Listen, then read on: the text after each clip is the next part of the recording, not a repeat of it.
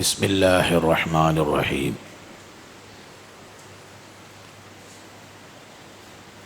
الحمد لله رب العالمين. الصلاة والسلام على أشرف الأنبياء والمرسلين وعلى آله وصحبه أجمعين، أما بعد. أعوذ بالله السميع العليم من الشيطان الرجيم. فإن آمنوا بمثل ما آمنتم به فقد اهتدوا. സമാദരണീയരായ സഹോദരന്മാരെ, സുഹൃത്തുക്കളെ, സ്നേഹിതന്മാരെ, അള്ളാഹുവിനെ സൂക്ഷിച്ചും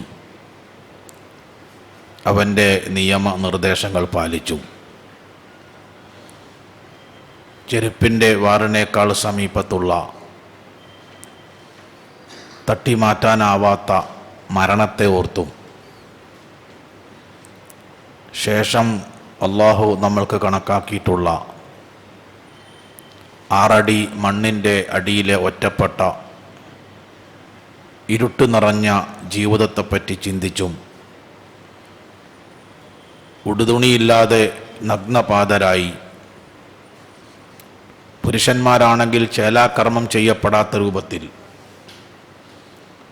അള്ളാഹുവിൻ്റെ മുമ്പിൽ ജീവിതത്തിൻ്റെ കണക്ക് പറയേണ്ടവരാണ് നമ്മൾ എന്ന ബോധം നിലനിർത്തിയുമൊക്കെ പരമാവധി അള്ളാഹുവിന് ഇഷ്ടപ്പെട്ട രൂപത്തിൽ ജീവിക്കണമെന്ന് നിങ്ങളുടെ ഒരു കൂടപ്പറപ്പ് എന്ന നിലക്ക് എന്നെയും നിങ്ങളെ ഞാൻ ഉണർത്തുന്നു, ഓർമ്മിപ്പിക്കും.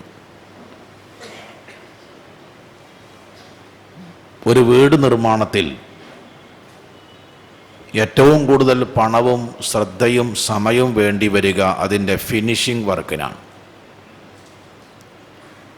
ഒന്ന് വാർത്തിടാൻ അധികം സമയവും വേണ്ട, പൈസയും വേണ്ട.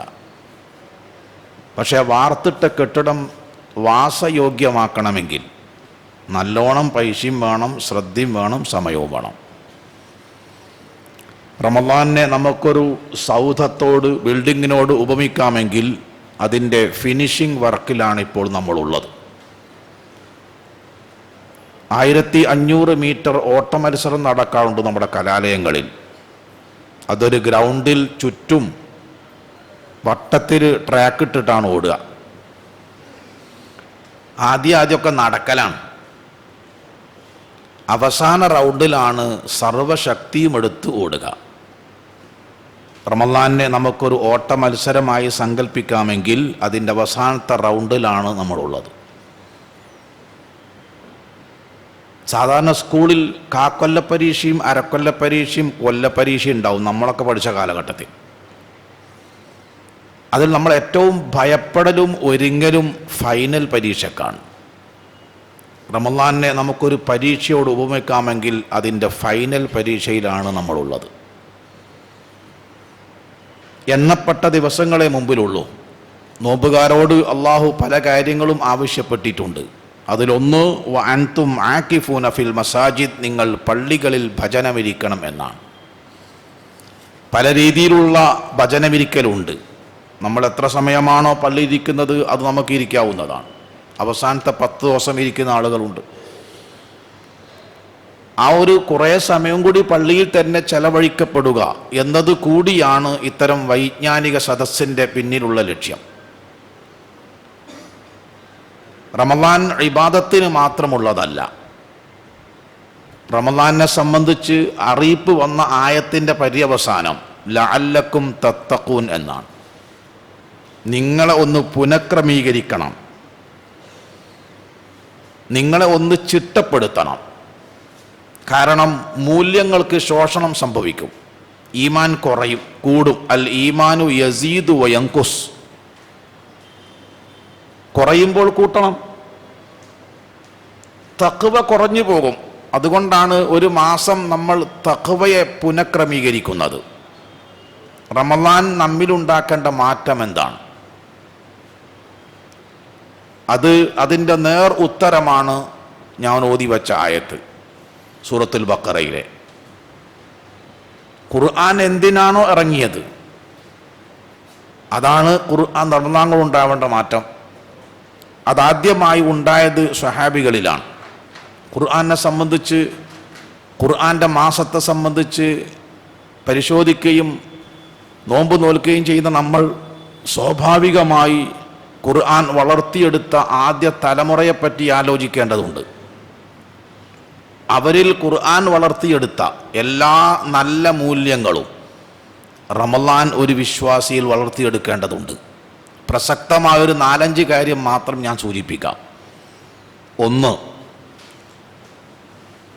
ഈ മതം പൂർത്തിയാക്കി തന്നുകൊണ്ട് അറഫയിൽ വെച്ച് അവതരിച്ച ഒരു വചനമുണ്ട്, എല്ലാവർക്കും അറിയാം. അൽ യൗമ അക്മൽതു ലക്കും ദീനക്കും, നിങ്ങൾക്ക് നിങ്ങളുടെ മതം ഇന്ന് ഞാനിതാ പൂർത്തിയാക്കി തരികയാണ്. എവിടുന്ന് തുടങ്ങിയതാണെന്നറിയോ? 4-5 ആളെ വെച്ച് തുടങ്ങിയ ആ പ്രയാണം ആദ്യത്തിൽ അദ്ദേഹത്തിൻ്റെ കളിക്കൂട്ടുകാരനായ അബൂബക്കർ സിദ്ദീഖ് റളിയല്ലാഹു അൻഹുവും പ്രിയതമയായ ഖദീജ റളിയല്ലാഹു അൻഹയും മാത്രമാണ് കൂടെ ഉണ്ടായിരുന്നത്. ആ പ്രയാണത്തിൽ ആദ്യമായി സ്വജീവൻ നഷ്ടപ്പെട്ടത് സുമയ്യ റളിയല്ലാഹു അൻഹ എന്ന സഹോദരിക്കാണ്. അവരുടെ രക്തസാക്ഷിത്വത്തിൽ തുടങ്ങി 57ഓളം യുദ്ധങ്ങളുണ്ടായി, ബഹിഷ്കരണമുണ്ടായി, ഹിജ്റയുണ്ടായി, ഒരുപാട് കനൽ പദങ്ങൾ താണ്ടി അവസാനം അറഫയിൽ അതിൻ്റെ പൂർത്തീകരണമുണ്ടായി. അന്ന് അതിന് സാക്ഷിയായ സ്വഹാബികൾ സന്തോഷം പ്രകടിപ്പിച്ച് പരസ്പരം കെട്ടിപ്പിടിച്ചു എന്ന് ചരിത്രം. എല്ലാവരും സന്തോഷിക്കുകയാണ്. അത് കാണാൻ ഒരുപാട് പേർക്ക് ഭാഗ്യം ഉണ്ടായില്ല എങ്കിലും, പക്ഷെ ഇന്ന് നിങ്ങൾക്ക് നിങ്ങളുടെ മതം ഞാൻ പൂർത്തിയാക്കി തരുന്നു എന്ന് ആയത്തിലൂടെ അള്ളാഹു അറിയിച്ച ആ ദിവസം കരഞ്ഞ ഒരു വ്യക്തിയുണ്ട്. ആ വ്യക്തിയുടെ പേരാണ് ഉമറുൽ ഫാറൂഖ് റളിയല്ലാഹു അൻഹു. അദ്ദേഹം അങ്ങനെയാണ്, എല്ലാവരിലും വ്യത്യസ്തനാണ് അദ്ദേഹം. 1500-2000 കൊല്ലങ്ങൾക്ക് മുമ്പോട്ട് കാണാനുള്ള ബുദ്ധി അള്ളാഹു പല വിഷയത്തിലും അദ്ദേഹത്തിന് കൊടുത്തിട്ടുണ്ട്. അതുകൊണ്ടാണ് അദ്ദേഹത്തിൻ്റെ ആഗ്രഹപ്രകാരം 2-3 ആയത്തുകൾ ഖുർആനിൽ ഇറങ്ങാനുള്ള കാരണം. നമ്മൾ ആലോചിച്ച് നോക്കൂ, നമ്മളെ ആഗ്രഹപ്രകാരം ഖുർആനിൽ ഒരു ആയത്തിറങ്ങുക എന്ന് പറഞ്ഞാൽ. അദ്ദേഹം കരഞ്ഞപ്പോൾ എല്ലാവരും അത്ഭുതപ്പെട്ടു. ഇസ്ലാം പൂർത്തിയായാൽ സന്തോഷിക്കല്ലേ വേണ്ടത്, എന്തിനാ താങ്കൾ കരയുന്നത്? അന്ന് ഉമറുൽ ഫാറൂഖ് റളിയല്ലാഹു അൻഹു പറഞ്ഞ ഒരു മറുപടി, അത് ആശയതലത്തിലും അർത്ഥതലത്തിലും മുസ്ലിം ഉമ്മത്തിൽ നിന്ന് അന്വർത്ഥമായി നിൽക്കുന്നത് നമുക്ക് കാണാൻ കഴിയും. എന്താ അദ്ദേഹം പറഞ്ഞതെന്നറിയോ? ഫമാദാ ബഅദൽ കമാലി ഇല്ല നുഖ്സാൻ. ഫമാദാ ബഅദൽ കമാലി ഇല്ല നുഖ്സാൻ. ഒരു വസ്തു, ഒരു ചെടി, ഒരു ജീവി വളർച്ച പൂർത്തിയായാൽ പിന്നെ നശിക്കലല്ലേ എന്നാ. വാഴ വെച്ചത് ഞാനാണ്, വെള്ളം പാർന്നൽ ഞാനാണ്, വളട്ടത് ഞാനാണ്, പരിചരിക്കുന്നതൊക്കെ ഞാൻ തന്നെ. കൊലച്ചപ്പോൾ ഒരു കുത്തു കൊടുത്തു ഒടിഞ്ഞു പോവാതെക്കാൻ. കൊല വളർന്നു, അതിൽ ഒരു കായ് പഴുത്തപ്പം എൻ്റെ അമ്മ പറഞ്ഞു, മോനെ അത് വെട്ടിക്കാളാന്ന്. അപ്പം അരിയാത്തി എടുത്ത് കൊണ്ടുപോയിട്ട് ആദ്യത്തെ വെട്ട് കൊലക്കാണെങ്കിൽ 2ാമത്തെ വെട്ട് പാഴക്കാക്കാൻ, അതിൻ്റെ വളർച്ച പൂർത്തിയായി. ഫമാദാ ബഅദൽ കമാലി ഇല്ല നുഖ്സാൻ. അപ്പം ഇസ്ലാമിൻ്റെ വളർച്ചയൊക്കെ പൂർത്തിയായാൽ പിന്നെ നശിക്കലല്ലേ എന്നാ. നശിക്കുക എന്ന് പറഞ്ഞാൽ മെമ്പർമാർ കുറയാന്നല്ല, മെമ്പർമാർ കൂടിയേക്കാണ്. മുസ്ലിം രാഷ്ട്രങ്ങളുണ്ടായി, സ്ഥാപനങ്ങൾ, സംഘടന, പ്രസ്ഥാനങ്ങൾ. പക്ഷേ ഈ മുസ്ലിങ്ങളുടെ ജീവിതത്തിൽ നിന്ന് ഇസ്ലാമിക മൂല്യങ്ങൾ ഇങ്ങനെ കുറേശ്ശെ ചോർന്ന് പോവുകയാണ്. യാതൊരു സംശയവും അക്കാര്യത്തിലില്ല. പ്രവാചകന്റെ കാലഘട്ടത്തിൽ ഇസ്ലാം എന്താണ് എന്ന് പറഞ്ഞു കൊടുത്താൽ ദഅവത്ത് പൂർത്തിയാകുമായിരുന്നു. ഇന്ന് ഇസ്ലാം എന്തല്ല എന്നുകൂടെ പറഞ്ഞു കൊടുക്കേണ്ടതുണ്ട്. ഒരു പക്ഷേ ബാഹ്യശക്തികളെക്കാൾ അപകടകാരികൾ ഇസ്ലാമിൻ്റെ ഉള്ളിലുള്ള ചില ആളുകളാണോ എന്ന് തോന്നിപ്പോകുന്ന ഒരു കാലഘട്ടത്തിലാണ് നമ്മൾ ജീവിക്കുന്നത്. കഴിഞ്ഞ ആഴ്ച സോഷ്യൽ മീഡിയയിൽ വന്ന ഒരു സോഷ്യൽ വാർത്ത, ഒരു അമുസ്ലിം സ്ത്രീ ഒരു മുസ്ലിം യുവാവുമായി വിവാഹം നടക്കുന്നു. അതിനൊരു ഉസ്താദ്, ഒരു മൗലവി ഖുർആന്റെ ആയത്തോതി ഖുതുബ പറഞ്ഞു കൊടുക്കുന്നു. അദ്ദേഹം പറഞ്ഞു, ഇങ്ങനത്തെ കല്യാണമാണ് ഇപ്പം ഉണ്ടാവേണ്ടതെന്നാണ്. മതവും ജാതിയും നോക്കാതെ. എന്താ തെളിവ്? നൂഹ് അലൈഹിസ്സലാത്തു വസ്സലാമിൻ്റെ ഭാര്യ വിശ്വാസിയായിരുന്നില്ല, ലൂത്ത് നബി അലൈഹിസ്സലാത്തു വസ്സലാമിൻ്റെ ഭാര്യ വിശ്വാസിയായിരുന്നില്ല. സഹോദരന്മാരെ, ഇത് നമ്മൾക്ക് മനസ്സിലാവും. പക്ഷെ പുതുതലമുറ ഉണ്ടല്ലോ, എത്രയാണ് ലൈക്ക് കിട്ടിയെന്നറിയോ? എത്ര ലക്ഷങ്ങളാണ് ലൈക്ക് അടിച്ചതെന്നറിയോ? ഇങ്ങനത്തെ വിവാഹമാണ് വേണ്ടത്. അപ്പൊ ഇസ്ലാം എന്താണ് എന്നതിനപ്പുറം ഇസ്ലാം എന്തല്ല എന്നുകൂടെ പറഞ്ഞു കൊടുക്കേണ്ട ഒരു രൂപത്തിലേക്ക് നമ്മൾ വളരുകയാണോ താഴുകയാണോ? എൻ്റെ മുമ്പിൽ 10:30 മുതൽ 12 മണി വരെ ഖുർആൻ പഠിക്കാനിരിക്കുന്ന ഒരു കുട്ടി, പെൺകുട്ടിയാണ്. പെൺകുട്ടി എന്ന് പറഞ്ഞാൽ 45 വയസ്സുണ്ട്, ചെറിയ കുട്ടിയൊന്നുമല്ല. അവരുടെ കുടുംബത്തിൽ അന്ന് വൈകുന്നേരം 4 മണിക്ക് കോഴിക്കോടിലെ ഒരു ഓഡിറ്റോറിയത്തിൽ ഒരു നിക്കാഹ് നടക്കുന്നുണ്ട്. അത് നിക്കാഹ് നടത്തേണ്ടത് ഞാനാണ്. അത് ഓക്കും അറിയില്ല, എനിക്കും അറിയില്ല.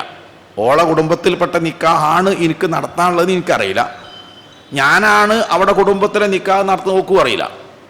അവളാണ് ക്ലാസ്സിന് ആദ്യം എത്തിയിട്ട് ബെഞ്ചൊക്കെ എടുത്തിട്ട് കസേര എടുത്തിട്ട് ബോർഡ് എടുത്ത് വെച്ച് മാറ്റി ചോക്കിൻ ഡസ്റ്ററും ഖുർആൻ പരിഭാഷയും ഒക്കെ കൊണ്ടുപോയി വെക്കൽ. ആദ്യത്തിന് പഠിതാവാണ്. പൂർണ്ണമായി ഇസ്ലാമിക വസ്ത്രം ധരിച്ചാണ് ക്ലാസ്സിനിരിക്കുക. അന്ന് 4 മണിക്ക് ആ കുട്ടിയുടെ കുടുംബത്തിലെ നിക്കാഹിന് വേണ്ടി കോഴിക്കോട്ടിലെ ഒരു ഓഡിറ്റോറിയത്തിലെത്തിയപ്പോൾ ആ കുട്ടി അവിടെ ഉണ്ട്, പക്ഷേ എനിക്ക് കണ്ടിട്ട് മനസ്സിലായില്ല. കാരണം വേഷത്തിൽ അത്ര വ്യത്യാസമുണ്ട്. അള്ളാഹു മതം പൂർത്തിയാക്കി തന്നു എന്ന് പറഞ്ഞതിന് ശേഷം പറഞ്ഞ വാക്കെന്താണെന്നറിയോ? വ അത്മംതു അലൈക്കും നിഅമതി. ഞാൻ ഈ പൂർത്തിയാക്കി തരുന്ന ഈ മതം ഉണ്ടല്ലോ, എന്നിൽ നിന്ന് നിങ്ങൾക്കുള്ള ഒരു നിഅമത്താണ്. നിഅമത്തിന്റെ അർത്ഥം ആർക്കും പറഞ്ഞു കൊടുക്കേണ്ടോ ഇല്ലല്ലോ. നമ്മൾ നിഅമത്ത് കിട്ടാൻ ആഗ്രഹിക്കുന്നു, പരിശ്രമിക്കുന്നു, കിട്ടിയാൽ സന്തോഷിക്കുന്നു, നഷ്ടപ്പെട്ടാൽ ദുഃഖിക്കുന്നു. എന്താ നിഅമത്ത് എന്താന്ന് നമുക്കറിയാം. വിശക്കുന്നവന് ഭക്ഷണവും ദാഹിക്കുന്നവന് വെള്ളവും നിഅമത്താണ് എന്ന് റമളാൻ എന്തായാലും നമുക്ക് പറഞ്ഞ് മനസ്സിലാക്കി തരേണ്ടതില്ലല്ലോ, നമുക്ക് എല്ലാവർക്കും അറിയാതെ. വീടില്ലാത്തവന് വീട് കിട്ടിയാൽ സന്തോഷിക്കുന്ന നിഅമത്താണ്. എനിക്ക് ഈ ഉത്ഭുതമായ സദസ്സിനോട് എന്നോട് നിങ്ങളോട് ചോദിക്കാനുള്ളത്, മതത്തിൻ്റെ നിയമനിർദ്ദേശങ്ങൾ മതം നമുക്കൊരു നിഅമത്തായി അനുഭവപ്പെട്ടിട്ടുണ്ടോ ഇല്ലേ? മതം നിഅമത്തായിട്ട് അനുഭവപ്പെട്ടവരാണ് സ്വഹാബികൾ.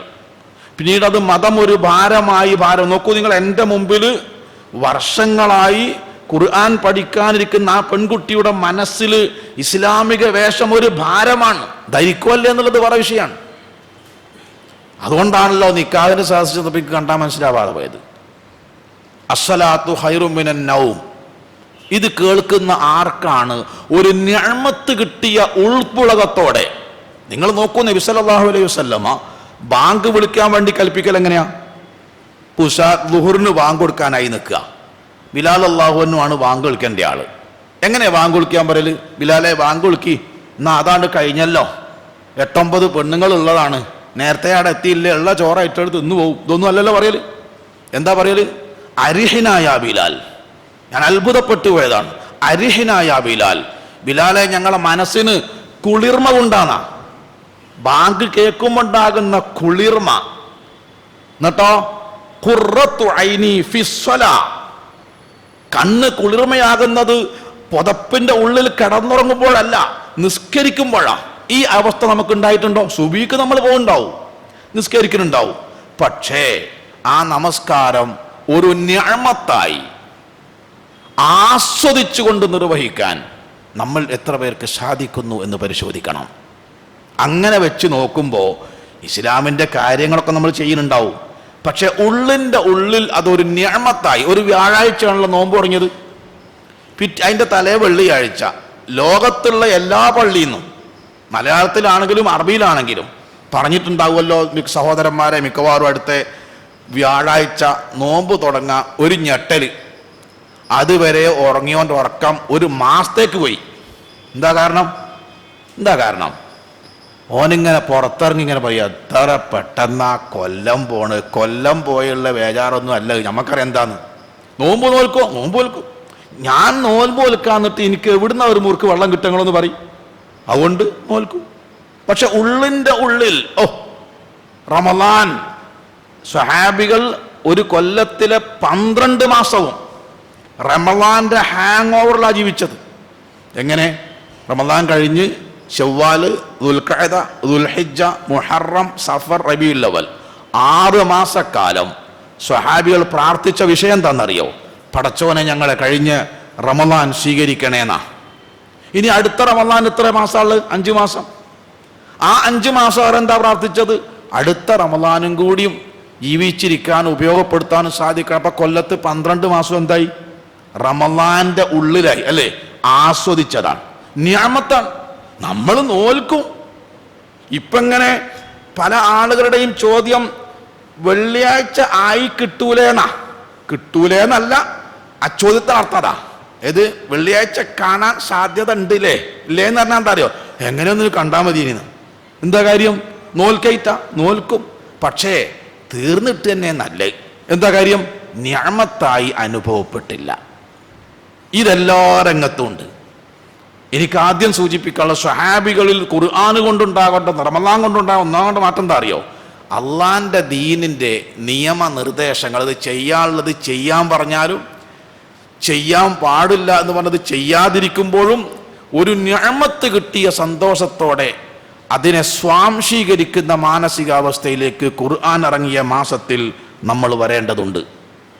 രണ്ടാമത്തത്, ഇബാദത്ത് നിർവഹിക്കല്ല വേണ്ടത്, ആസ്വദിക്കുക വേണ്ടത്. നമ്മൾ നിസ്കാരം നിർവഹിക്കുക എന്നാ പറയാ. വാക്കിൽ തെറ്റൊന്നുമില്ല, അങ്ങനെ പറഞ്ഞു കഴിഞ്ഞാൽ തെറ്റൊന്നുമില്ല. പക്ഷേ സത്യത്തിൽ ഇബാദത്തുകൾ ഓരോന്നും നിർവഹിക്കുകയല്ല, ആസ്വദിക്കുക വേണ്ടത്. നിർവഹിച്ചതൊക്കെ നമുക്ക് മടുത്തല്ലോ. ആദ്യത്തെ 10 ഉള്ളവർക്ക് പള്ളിയില്ലല്ലോ, ഓലവിടെ പോയി നിർവഹിച്ചതാ. ഖുർആൻ എടുക്കുന്നു, അനസ്തേഷ്യ കൊടുത്ത മാതിരിയാ ഉറങ്ങണത്. 2 or 3 പേജ് തീരുമ്പോൾ ഇനി എത്ര തീരാണ്ട് നോക്കൽ തുടങ്ങി. എന്താ കാര്യം? നിർവഹിക്കുകയാണ്. എന്നാ മൊബൈൽ എടുത്തോട്ടെ. നിങ്ങളെ കുട്ടീൻ്റെ കയ്യിൽ ഈ മൊബൈലാണ്ട് കൊടുത്താൽ അങ്ങനെ ഒരു കുട്ടി ദുനിയാവിലുള്ള വർത്താനം തന്നെ നിങ്ങൾ അറിയില്ല. അവൻ അതിലേക്ക് അങ്ങ് പൂണ്ട് കിടക്കും. ആസ്വദിക്കുകയാണ്. നമസ്കാരം നിർവഹിക്കുക, ഖുർആൻ നിർവഹിക്കുക. നിർവഹിക്കുന്നതൊക്കെ മടുക്കും സഹോദരന്മാരെ. അപ്പൊ എന്ത് വേണം? ആരാധന ആസ്വദിക്കണം. നബി സല്ലല്ലാഹു അലൈഹി വസല്ലമയുടെ സ്വഹാബികൾ സൂറത്തു നൂർ മറിച്ചു വെക്കണ്ടി നിസ്കാരം ആസ്വദിച്ചത് കാണാം. റിജാലുൻ ലാ തുൽഹീഹിം തിജാറത്തുൻ വലാ ബൈഉൻ അൻ ദിക്രില്ലാഹ്. ബിലാൽ അല്ലാഹുവിനെ എപ്പോൾ ബാങ്ക് കൊടുത്തെന്ന് ചോദിച്ചാൽ മതി. നമസ്കാരം നിർബന്ധമുള്ള മുഴുവൻ മനുഷ്യരും, അതാണാവാം, പെണ്ണാവാം, കുട്ടികളാവാം, സ്ത്രീകളാവാം, മദീന പള്ളിയിലേക്ക് ഒരു ഒഴുക്കാണ്. എന്താ കാര്യം? ആസ്വദിക്കുകയാണ്. കച്ചവടമല്ല ആസ്വദിച്ചത്, തൊഴിലല്ല ആസ്വദിച്ചത്, വരുമാനമല്ല ആസ്വദിച്ചത്, നമസ്കാരം ആസ്വദിക്കും. മദീനത്ത് അങ്ങാടി കണ്ട് കാലിയാവുന്ന ചരിത്രത്തിൽ കാണാം. അറിയപ്പെടുന്ന മുനാഫിക്കുകളല്ലാതെ, അറിയപ്പെടുന്ന കപടവിശ്വാസികളല്ലാതെ ജമാഅത്ത് ഒഴിവായിട്ട് അങ്ങാടിയിൽ നിൽക്കൂലെന്നാ. നിങ്ങൾ ഈ വചനം വെച്ച് ലോകത്ത് കേരളത്തിലെ മുഴുവൻ മഹല്ലും പരിശോധിച്ചോളി. മഹല്ലിൽ ഏറ്റവും കൂടുതൽ ഉണ്ടാവല് മുഅ്മിനീങ്ങളാണോ മുനാഫിക്കീങ്ങളാണോ? ബാങ്ക് കൊടുത്താൽ പ്രവാചകന്റെ കാലഘട്ടത്തിൽ ബാങ്ക് കേട്ട് പള്ളിയിൽ പോവാതിരിക്കുന്നത് അറിയപ്പെട്ട മുനാഫിക്കുകളാണെങ്കിൽ കേരളത്തിലെ എല്ലാ മഹല്ലിലും ബാങ്ക് വിളിച്ചാൽ ഉണ്ടാവൽ ഏറ്റവും കൂടുതൽ ഉണ്ടാവൽ മുഅ്മിനീങ്ങളാണോ മുനാഫിക്കുകളാണോ? പള്ളിയിൽ പോവാത്തോലെ ലിസ്റ്റ് എടുത്തിട്ട് ഓലൊക്കെ മുനാഫിക്കാന്ന് പറഞ്ഞാൽ ഒരു മഹല്ലിൽ ഏറ്റവും കൂടുതൽ ആരാ ഉണ്ടാവുക? മുനാഫിക്ക്. പ്രസിഡന്റ് മുനാഫിക്കായിരിക്കും, പള്ളി പ്രസിഡന്റ്. സെക്രട്ടറി മുനാഫിക്കായിരിക്കും, ജുമാഅത്തിനൊന്നും ഉണ്ടാവില്ല. ആസ്വദിക്കുകയല്ല, നിർവഹിക്കുകയാണ്. നിർവഹിക്കുകയല്ല വേണ്ടത്, ആസ്വദിക്കുക വേണ്ടത്. തതജാഫാ ജുനൂബുഹും അനിൽ മലാജിഇ. സൂറത്തു സജദ വെള്ളിയാഴ്ച സുബി നമസ്കാരത്തിൽ അള്ളാന്റെ റസൂൽ ഓതിയ 1ാമത്തെ സൂറത്താണ്. സൂറത്തു സജദ എന്ന് പറയാൻ കാരണം അതിലൊരു സുജൂദിന്റെ ആയത്തുണ്ട്. ഞങ്ങളെ പഠിപ്പിക്കല്ല, ഒരു വിഷയം പറയുമ്പോൾ എങ്ങനെ പറയല്ലോ എന്നുള്ളതൊക്കെ. ആ സജദന്റെ ആയത്ത് കഴിഞ്ഞാൽ അടുത്ത ആയത്ത് ഏതാണെന്നറിയോ? തതജാഫാ ജുനൂബുഹും അനിൽ മലാജിഇ യദ്ഊന റബ്ബഹും ഖൗഫൻ വതമഅൻ വമിമ്മാ റസഖ്നാഹും യുൻഫിഖൂൻ. അള്ളാഹു 1ാം ആകാശത്തേക്ക് വരുന്നു. നിങ്ങൾ സഹോദരന്മാരെ, എൻ്റെ വീട്ടിൽ 2 or 3 പ്രാവശ്യങ്ങൾ വന്നു, എന്നെ കണ്ടില്ല, പിന്നെ നിങ്ങൾ ആ വഴിക്ക് വരുമോ? അയാളാടെ ഉണ്ടാവില്ല എന്ന് 2 or 3 വട്ടം പോയി നമ്മൾ മടങ്ങിപ്പോന്നാ. ഇനി ഫോണിൽ പറഞ്ഞാളി, അല്ല ഗൂഗിൾ പേ അയച്ചു കൊടുത്താളി, അല്ലെ എത്ര പറയുള്ളൂ? ഒരു കൊല്ലത്തിലെ 365 ദിവസം ഞാനും നിങ്ങളും എഴുന്നേൽക്കട്ടെ, നമസ്കരിക്കാതെ നമ്മളെ തേടി വരുന്നു റബ്ബ്. എന്തിനാ വരുന്നതെന്ന് അറിയോ? എന്തിനാ വരുന്നത്? പണ്ടൊരു 10-25 കൊല്ലം മുമ്പ് നമ്മളൊരു ബാങ്കിൽ പോയിട്ട് 1,00,000 ഉറുപ്പ്യ എടുത്താൽ ഈ പൈസ എണ്ണി തരുന്ന ആളെങ്ങാനും പെണ്ണേറ്റാണെങ്കിൽ പടച്ച റബ്ബേ, അതിന് സംശയം തീരൂല. ഓരോ കാരണം വേറെ മെഷീനൊന്നുമില്ലല്ലോ. ഞമ്മക്കും സംശയം തീരൂല. ഇപ്പോഴോ ഒരു മെഷീനിലിട്ട് കഴിഞ്ഞു, 1,00,000 ഉറുപ്പിയായി. ഞമ്മക്ക് തന്നെ സംശയം, എണ്ണി നോക്കുമ്പോൾ കറക്റ്റാണ് അല്ലേ? അതിനേക്കാൾ സ്പീഡിൽ എണ്ണുന്ന മെഷീൻ ഒരു പക്ഷേ ഇനി കണ്ടുപിടിച്ചേക്കാം.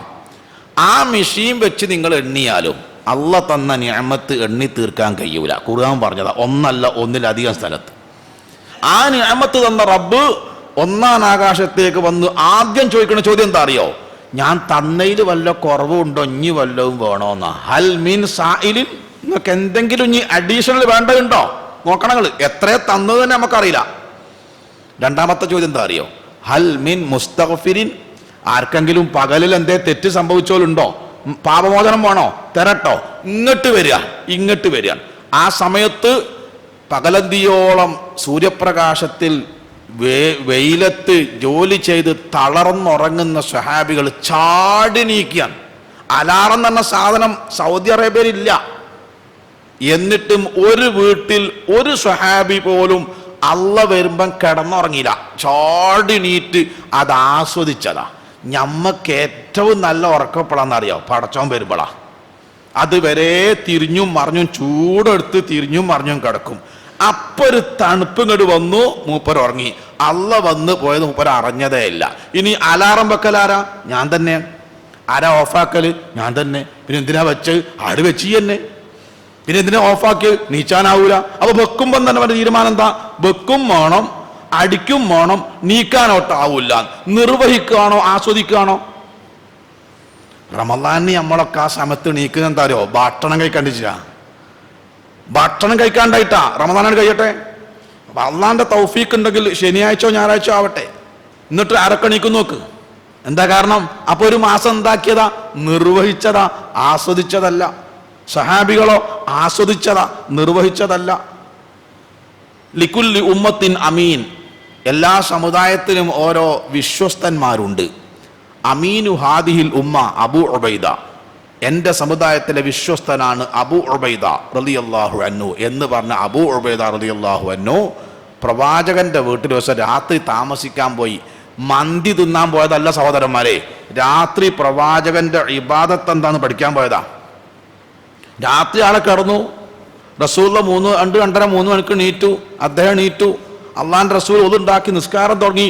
അതിന്റെ വേക്ക് പോയി മഹാനായ അബൂ ഉബൈദ റളിയല്ലാഹുവിനെ കൈകെട്ടി തഹജ്ജുദിൽ. എന്താ പറ്റിയെന്ന് പറഞ്ഞെന്നറിയോ? അള്ളാന്റെ റസൂൽ അൽബക്കറായിട്ട് തുടങ്ങി. അൽബക്കർ ഇപ്പൊ നമ്മളെല്ലാ പള്ളിയിലും തുടങ്ങൽ അൽബക്കർ തന്നെ. പക്ഷേ ഒരു 5-10 ആയത്തിന്റെ അർപ്പറബം പോകൂല എന്ന് നമുക്ക് ഉറപ്പാ. ആ ഉറപ്പില്ല ഒരൊറ്റ ഒരുത്തനെ എൻ്റെ വേക്ക് കൈയിട്ടൂല. അൽബക്കറ തീരുമ്പോഴെങ്കിലും റുക്കൂ ചെയ്യുമെന്ന് ഞാൻ പ്രതീക്ഷിച്ചു. എത്ര പേജ്? 2-2.5 ജുസായി. അൽബക്കറ തീർന്നപ്പോ ആലിമ്രാന്റെ നിസാ കണ്ട് ചാടി. നിസാ തീരുമ്പോഴെങ്കിലും റുക്കൂ ചെയ്യുമെന്ന് ഞാൻ പ്രതീക്ഷിച്ചു. സഹോദരന്മാരെ, ഈ ഓത്ത് മസിൽ പിടിച്ച് ഓതല്ലോ, അത് മനസ്സിലാക്കണം. എങ്ങനെ ഓതിയത്? സ്വർഗത്തെ പറ്റിയുള്ള ആയത്ത് തീരുമ്പം സ്വർഗം ചോദിക്കും. നമുക്ക് പിന്നെ ഏത് ആയത്തിലൂടെ പോകണമെന്ന് യാതൊരു അറിവില്ലല്ലോ. എയിലെ പോയാലും നമ്മൾ നിൽക്കുന്നിടത്ത് അവിടെ നിൽക്കുക എന്നല്ലാതെ നമുക്ക് യാതൊരു ഇളക്കും ഉണ്ടാവില്ല. എന്താ പറഞ്ഞത് മനസ്സിലായിട്ട് വേണ്ടേ? സ്വർഗത്തെ പറ്റി പറയുന്ന ആയത്തെത്തുമ്പോ സ്വർഗം ചോദിക്കുന്നു.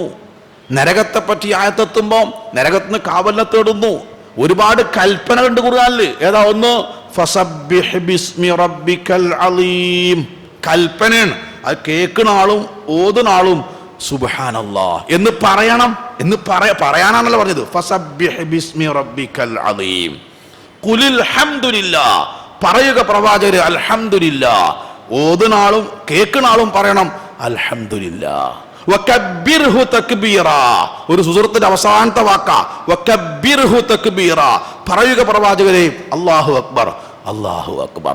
അലൈസ ദാലിക ബിഖാദിരിൻ അലാ അൻ യുഹ്യിൽ മൗതാ, വിരൽ തുമ്പുകൾ വ്യത്യാസപ്പെടുത്താൻ കഴിവുള്ളവന് നിങ്ങളെ രണ്ടാമത് ജീവിപ്പിക്കാൻ കഴിയൂലേ? ചോദ്യമാണ്. ബല, കഴിയും റബ്ബേ, ശരിയാണ്, പറയണം. അങ്ങനെ ആയത്തിനോട് പ്രതികരിച്ചുകൊണ്ടാവുന്നത്, അല്ലാതെ ഒരു മസ്ജിദ് പിടിച്ച് എങ്ങനെയോ ആട്ട് ഓതല്ല. 4-5 ജുസ് ഒരു റക്അത്തിൽ. എന്താ സംഭവം എന്നറിയോ? നിർവഹിച്ചതല്ല, ആസ്വദിച്ചതാ. കാലിൽ നീര് കെട്ടിന്ന് കേട്ടു, നമ്മള് സമയം പോയത് അറിഞ്ഞില്ല. എന്താ കാര്യം? ആസ്വദിച്ചതാ. അതുകൊണ്ട് രണ്ടാമത് റമളാൻ കൊണ്ട് നമ്മിലുണ്ടാവേണ്ട രണ്ടാമത്തെ സംഗതി, അള്ളാഹ്ക്ക് വേണ്ടി നമ്മൾ ചെയ്യുന്ന ഇബാദത്തുകൾ ആസ്വദിച്ചുകൊണ്ട് ചെയ്യണം. ഇല്ലെങ്കിൽ ഇതാ പ്രശ്നം എന്നറിയോ? എന്താ അങ്ങനെ ഉണ്ടാകാൻ കാരണം എന്നറിയോ? നമുക്കൊക്കെ നമസ്കരിച്ചാൽ കിട്ടുന്ന കൂലി അറിയാം, നോമ്പ് നോറ്റാൽ കിട്ടുന്ന കൂലി അറിയാം. ഓരോന്നിൻ്റെയും പ്രതിഫലം മാത്രം പഠിച്ചാൽ പോരാ സഹോദരന്മാരെ. പിന്നെ നമസ്കാരത്തിൽ ഒരു അപകടമുണ്ട്. എന്ത്? അള്ളയും റസൂലും പറഞ്ഞ കോലത്തിലല്ല അത് നിർവഹിച്ചതെങ്കിൽ ഉണ്ടാകാവുന്ന അപകടം കൂടി കാണണം. എന്താ അപകടം? ഇപ്പൊ ഈ പള്ളിയിൽ നിന്ന് എത്രേ ആള് ദൂരസ്കരിച്ചല്ലോ. കുറെ ആൾ ഇറങ്ങിപ്പോയി, കുറച്ചാൾ അവിടെ ഇരിക്കണം. നമ്മളിപ്പോൾ ഇത് കഴിഞ്ഞാൽ ഇറങ്ങിപ്പോവും. നമ്മൾ ചെരുപ്പിടുമ്പോണ്ടല്ലോ, വന്നത് മുഅ്മിനായിട്ടാണെങ്കിൽ, പള്ളിയിലേക്ക് കയറുമ്പോൾ നമ്മൾ മുഅ്മിനാണെങ്കിൽ എല്ലാവരും പള്ളിയിൽ നിന്ന് ഇറങ്ങുമ്പോൾ മുഅ്മിനായിക്കൊള്ളണം എന്നില്ല. എന്താ പ്രശ്നം? ഖദ് അഫ്ലഹൽ മുഅ്മിനൂൻ അല്ലദീന ഹും ഫീ സ്വലാത്തിഹിം ഖാശിഊൻ. തക്ബീറത്തുൽ ഇഹ്റാം മുതൽ സലാം വീട്ടുന്നത് വരെ അതിൻ്റെ ഓരോ കാര്യങ്ങളും ശ്രദ്ധിച്ച് വളരെ ഭക്തിയോടുകൂടി നിർവഹിച്ച ആള് ചെരുപ്പിട്ട് പോകുമ്പം മുഅ്മിനായി വന്നു, മുഅ്മിനായി പോയി.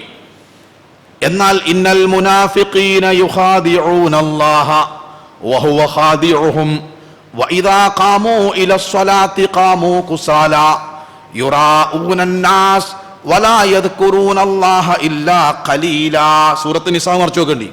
നിസ്കാരത്തിലേക്ക് നിന്ന് അലസതയോടുകൂടി അള്ളാഹ് ഓർക്കാതെ നിസ്കരിച്ച ആള് പള്ളിക്ക് വരുമ്പം മുഅ്മിനാണെങ്കിൽ ആ നമസ്കാരം കഴിഞ്ഞ് ചെരുപ്പിടുമ്പം മുനാഫിഖാണ് എന്ന് എത്ര പേർക്കറിയാം? പരിശോധിച്ച് നോക്കണ്ടി. സക്കാത്ത് കൊടുത്തില്ലെങ്കിലും കുഴപ്പമൊന്നുമില്ല എന്നൊക്കെയാണ്. സക്കാത്ത് കൊടുത്തോ എന്ന് ചോദിച്ചാൽ രണ്ട് ഉത്തരം ഉണ്ടാവും. ഒന്നുകിൽ കൊടുത്തു, അല്ലേ കൊടുത്തില്ല. കൊടുത്തില്ല എന്ന് പറഞ്ഞവനെ വിളിച്ചിട്ട് ചോദിക്കുകയല്ലേ, ഈ എൻ്റെ സമ്പത്തും വരുമാനവും ചെലവും ഒക്കെ സൂക്ഷ്മമായി പഠിച്ചിട്ട് ഒരു നിലക്കും എനിക്ക് കൊടുക്കേണ്ടതില്ല എന്ന് ഉറപ്പായതിൻ്റെ ശേഷമാണ് കൊടുക്കാമെന്ന് വെച്ചാൽ അതൊന്നുമല്ല, ഞാൻ കൊടുത്തില്ല, അത്രേ ഉള്ളൂ. നീ കൊടുത്തു എന്ന് പറഞ്ഞവനോട് ചോദിക്കേണ്ടി, ഈ എൻ്റെ എല്ലാ വരുമാനം ശ്രദ്ധിച്ച് സ്വർണവും ഈ കൊല്ലത്തൊക്കെ സ്വർണത്തിന്റെ സക്കാത്തെങ്ങാനും മുസ്ലിം പെണ്ണുങ്ങൾ കൊടുക്കുകയാണെങ്കിൽ ഉണ്ടല്ലോ, മഹല്ല് കമ്മിറ്റിക്ക് വെക്കാൻ സ്ഥലം ഉണ്ടാവില്ല. അതാ അവസ്ഥ. ആരാ കൊടുക്കല്? അപ്പോ അതൊക്കെ ശരിക്ക് പരിശോധിച്ച് കണക്ക് തീർത്ത് കൊടുത്തിട്ടുണ്ടോന്ന് വെച്ചാൽ അതൊന്നുമില്ല, ഞാനൊരു സംഖ്യ കൊടുത്തിട്ടുണ്ട്, അങ്ങനെ ഒരു സക്കാത്ത് ഇല്ലല്ലോ. ഉണ്ടോ? എന്നോട് ചോദിക്കാം, മൗലവി നിങ്ങൾ ദുഹർ നിസ്കരിച്ചോ? എത്ര റക്കാത്ത? ഞാൻ പണ്ടൊക്കെ 4 റക്കാത്ത നിസ്കരിക്കൽ, ഇപ്പൊ റക്കാത്തൊന്നും നോക്കല്ല, ഇന്നിപ്പോ 3 എനിക്ക് തോന്നുന്നത്. അങ്ങനെ ഒരു ദുഹറുണ്ടോ? ഇല്ല. എന്നാ അങ്ങനെ സക്കാത്തും ഇല്ല. എന്റെ വിവാഹം 1999 ജനുവരി 27. അന്ന് ഓളെ വാപ്പ എന്നോട് ചോദിക്കാതെ, നമ്മൾ ആവശ്യപ്പെടാതെ 15 പവൻ ആഭരണം കൊടുത്തിട്ടുണ്ടെങ്കിൽ പിറ്റത്തെ കൊല്ലം ജനുവരി 26 മഗ്‌രിബിന്റെ മുമ്പ് ഈ 15 പവന്റെ സ്വർണത്തിന് സക്കാത്ത് കൊടുത്തില്ലെങ്കിൽ എന്റെ പേര് മുശ്രിക്കുന്ന എത്ര പേർക്ക് അറിയാത്? വിവാഹ വാർഷികത്തിന്റെ ഫോട്ടോ കൊടുക്കലുണ്ടല്ലോ, 50 വയസ്സാലുണ്ടാവും, 50-ാം വാർഷികം. എന്നിട്ട് കണ്ണും കാണൂല, മൂക്കും കേൾക്കൂല, എന്നിട്ടോ സമ്മാനം കൊടുക്കണു വാങ്ങണു. ആയിക്കോട്ടെ, ഇത് ചെയ്തണോ? ഇത് എത്ര പേർക്കറിയാം? നോമ്പിന്റെ അപകടം എന്താ? പ്രതിഫലം മാത്രമല്ലല്ലോ. എന്താ നോമ്പിന്റെ അപകടം? നോമ്പെങ്ങാനും അള്ളയും റസൂലും പറഞ്ഞ കോലത്തിലായില്ലെങ്കിൽ എത്ര നോമ്പുകാരുണ്ട്. അപ്പൊ നോമ്പുകാരാണ്, നോമ്പ് നോറ്റോല. ലൈസ ലഹു മിൻ സിയാമിഹി ഇല്ലല്ലമ. ഓൾക്ക് വിശപ്പും ദാഹവും അല്ലാതെ അപ്പൊ ഒരു തുള്ളി വെള്ളമായിട്ടുള്ള കുടിച്ചില്ല, ഒരു മണി പറ്റ് തിന്നിട്ടുമില്ല. എന്നിട്ട് എന്തേ പറ്റിയത്? നോമ്പായില്ല. അതുകൊണ്ട് എന്തായി? നോമ്പ് നോറ്റ് അപകടത്തിൽപ്പെടുകയാണ്. നമ്മൾ ആരെങ്കിലും ഇത്ര നോമ്പ് നമ്മൾ തുറന്ന് സഹോദരന്മാരെ, ഇന്ന് 26ാമത്തെ നോമ്പാ തുറക്കാൻ പോണത്. എപ്പോഴെങ്കിലും കാരക്ക തൊള്ളയിലിടുമ്പോൾ നമുക്ക് തോന്നിക്കണം, പടച്ച റബ്ബേ, ഞാൻ റസൂൽ പറഞ്ഞ നോമ്പുകാരനാണോന്ന് ചിന്തിച്ചിട്ടുണ്ടോ? ഇല്ലല്ലോ. എത്ര തറാവി നിസ്കാരക്കാര്, ഓൾക്ക് ഓല തറാവി കൊണ്ട് ഉറക്കം പോയി. അപ്പൊ ഉണന്ന് നിന്ന് നിസ്കരിച്ചോല. എന്തേ പറ്റിയത്? അള്ളി റസൂലും പറഞ്ഞ കോലത്തിലായില്ല. അപ്പോ അപകടം ഉണ്ടായത്. ഹജ്ജിന് പണം സ്വീകരിക്കുന്നു. ഇപ്പൊ മുഹീദ്ദീൻ പള്ളിയിൽ ഹജ്ജിന്റെ അപേക്ഷ പോകാൻ പൂരിപ്പിച്ചു കൊടുക്കുന്നു, നമ്മൾ കാണലുണ്ടല്ലോ. അത് ഞാൻ കണ്ടു നിൽക്കുക. എൻ്റെ വീട്ടിൽ 7-8 പവൻ ആഭരണം ഉണ്ടെങ്കിൽ എനിക്ക് ഹജ്ജ് നിർബന്ധമാണ്. ഇപ്പോഴത്തെ സ്വർണത്തിന്റെ വില അനുസരിച്ച് എൻ്റെ വീട്ടിൽ 8 പവൻ ആഭരണം ഉണ്ടെങ്കിൽ എനിക്ക് ഹജ്ജ് നിർബന്ധമില്ലാത്ത ഒരാൾ പേര് നിങ്ങൾ പറയും. എന്നിട്ടോ അടക്കട്ടെ, പൈസ ഒക്കെ ഉണ്ട്, പോവും വേണം, ഇക്കൊല്ലാണ് നിൽക്കട്ടെ, കുറച്ച് തിരക്കുണ്ട്, അതിനിപ്പോ വല്ല കുഴപ്പമുണ്ടോ? ഓൻ അടുത്തൊല്ലം പോയിക്കോട്ടെ എന്നല്ലേ പറയാ. എന്നാ അതിന്റെ അപകടം എന്താ നിങ്ങൾ? ഇക്കൊല്ലം എനിക്ക് ഹജ്ജ് നിർബന്ധ, വേറെ തടസ്സമൊന്നുമില്ല. ഞാനത് മനഃപൂർവ്വം ഇനിയിപ്പോൾ കുറച്ച് തന്നെയല്ല, നമ്മളെ നാട്ടിൽ കുറേയൊക്കെ മാറ്റം ഉണ്ടെങ്കിൽ പോലും നിസ്കാരം നിർബന്ധാവല് ആണുങ്ങൾക്ക് 15-ാമത്തെ വയസ്സിലാ, പെണ്ണുങ്ങൾക്ക് ആർത്തവം ഉണ്ടാവുമ്പോഴാണ്. പക്ഷെ ഹജ്ജ് നിർബന്ധാവല് മരിച്ചിനെ തൊട്ട് മുമ്പുള്ളവല്ല, എല്ലാം കഴിഞ്ഞിട്ട് കണ്ണുമില്ല മൂക്കും ഇല്ലാതാവുമ്പോൾ. നിങ്ങൾ ആലോചിച്ച് നോക്കാവോ, ഈ അടുത്ത വർഷം ഹജ്ജിന്റെ സമയമായപ്പോഴത്തേന് ഞാൻ മരിച്ചു പോയി എന്ന് വെക്കുക, എന്താ ഉണ്ടാകുന്നറിയോ? മഹാനായ ഉമറുൽ ഫാറൂഖ് റളിയല്ലാഹു അൻഹു മദീനത്തെ മിമ്പർമെന്ന് പറഞ്ഞാൽ എന്താ അറിയോ? ഹജ്ജ് നിർബന്ധമായിട്ട് അലസമായിട്ടൊരുത്തം മാറ്റിവെച്ച് ഹജ്ജ് ചെയ്യാതോ മരിച്ചു പോയാൽ ജൂതനോ ക്രിസ്ത്യാനിയോ ആയിട്ടാണ് മരിച്ചു പോവുക. അതിന്റെ അപകടം എന്താ? അതുകൊണ്ടാണ് അവർ ആസ്വദിച്ചത് എല്ലാ ഇബാദത്തും. ഇനി അള്ളാഹു ചെയ്യാൻ പാടില്ല എന്ന് പറഞ്ഞൊരു കാര്യത്തിൽ നിന്ന് മാറി നിൽക്കുമ്പോൾ എന്താപ്പ കാട്ട, പടച്ചോൻ പാടില്ല, താല്പര്യം ഉണ്ടായി പക്ഷെ ഹറാമായി പോയില്ലേ എന്ന നിലക്കാണോ മാറി നിൽക്കേണ്ടത്? അല്ല. കള്ളും അറബികളും തമ്മിലുള്ള ബന്ധം നമുക്കറിയാലോ. അറബികളും കള്ളും തമ്മിലുള്ള ബന്ധം 996 സൗദി അറേബ്യയിൽ ആയിരക്കണക്കിന് വർഷം മുമ്പ് മരിച്ചുപോയ ഒരറബിയുടെ ഫോസിൽ, അദ്ദേഹത്തിന്റെ ഭൗതിക ശരീരത്തിൽ അവശേഷിക്കുന്ന എല്ല് അമേരിക്കൻ ശാസ്ത്രജ്ഞന്മാര് കൊണ്ടുപോയി അമേരിക്കയിലേക്ക്, സൗദി അറേബ്യയിൽ നിന്ന്.